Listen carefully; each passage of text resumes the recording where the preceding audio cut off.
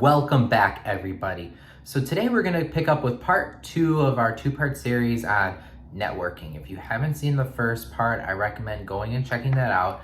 It's all about networking within your actual institution. But today we're going to talk about the trickier part, which is actually getting out at, for example, a conference and networking and building relationships.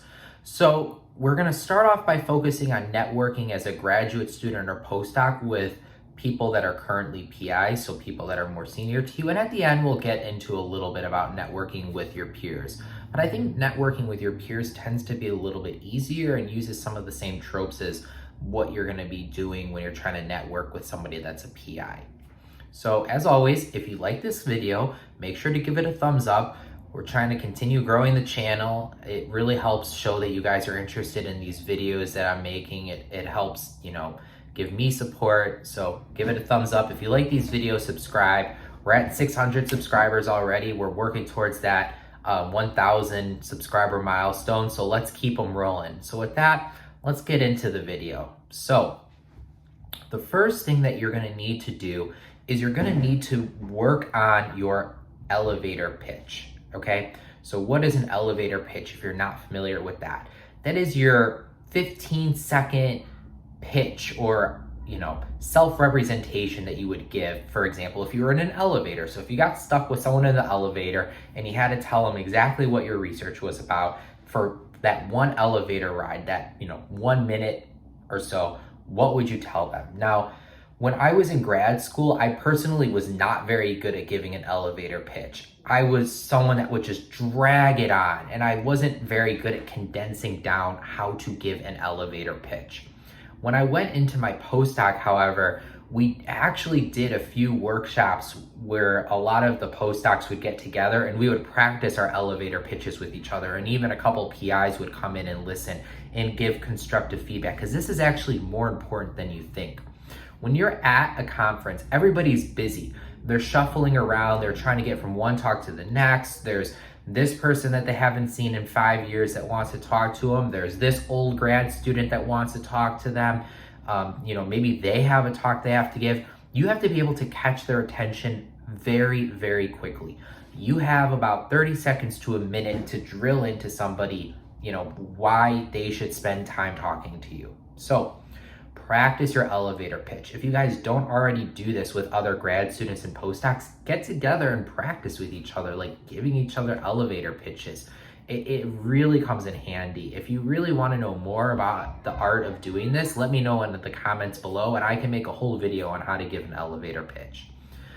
Now, once you have that, the next thing that you're gonna need is to be prepared in case they want, for example, your CV, in case they want a business card.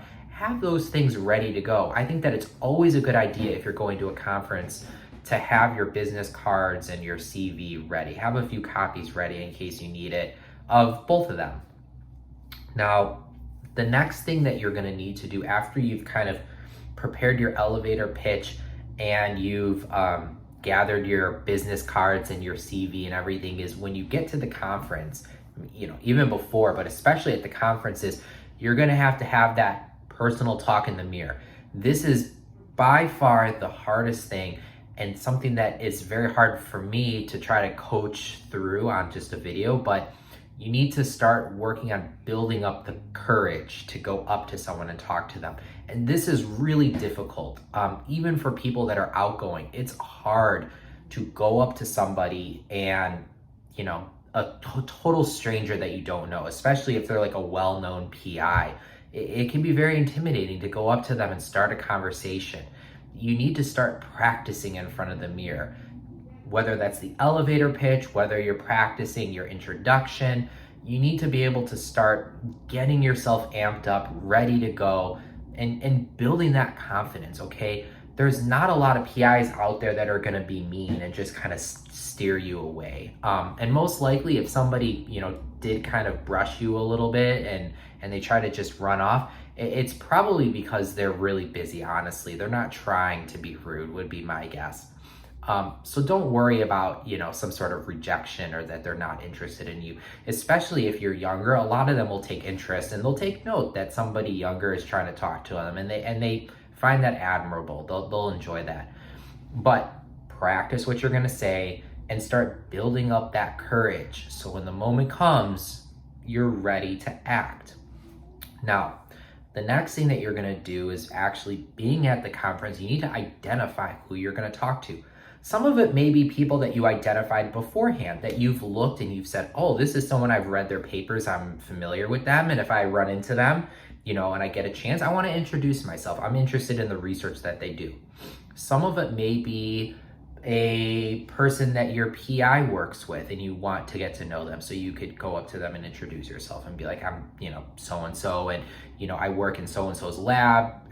You guys collaborate. I've seen a lot of what you do. I just wanted to go up and introduce myself as the, senior grad student in the lab. That's another way that you could do it. And then there's also times where you may just be sitting in the audience and you want to go up to someone because you just loved what they talked about.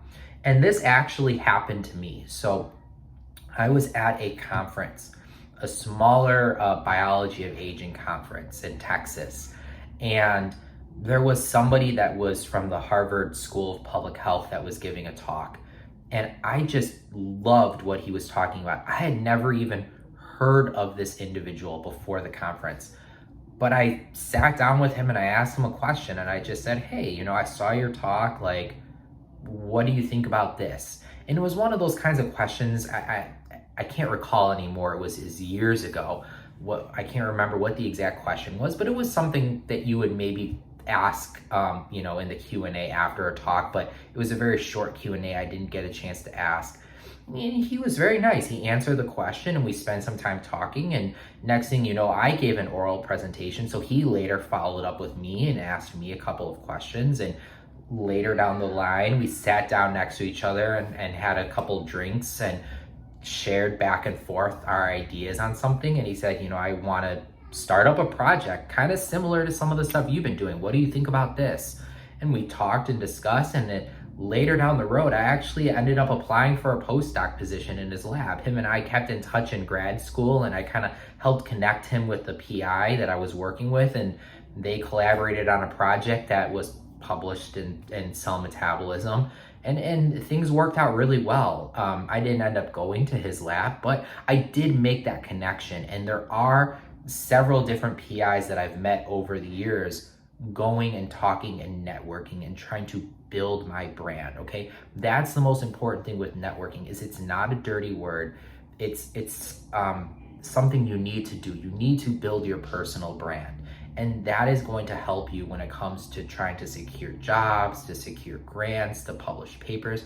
You need people within your field to know who you are. And the only way that's going to happen is by going out there, having the courage to say, hi, I'm so-and-so, and striking up a conversation. If you don't do that, your name will never get out there, and it's going to be very difficult for you. Science is a very, very social discipline. And if you're not able to socialize, it's going to be really, really hard to network, and it's going to be really hard to succeed as a scientist. You could have the best ideas in the world, but if you can't get them out there, they're kind of meaningless, okay? Now, in terms of networking with your peers, this is a little easier. Again, you have to have the courage, right?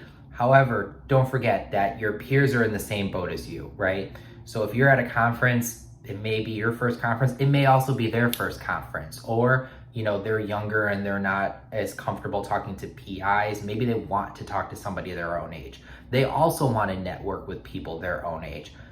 Go walk around to the posters.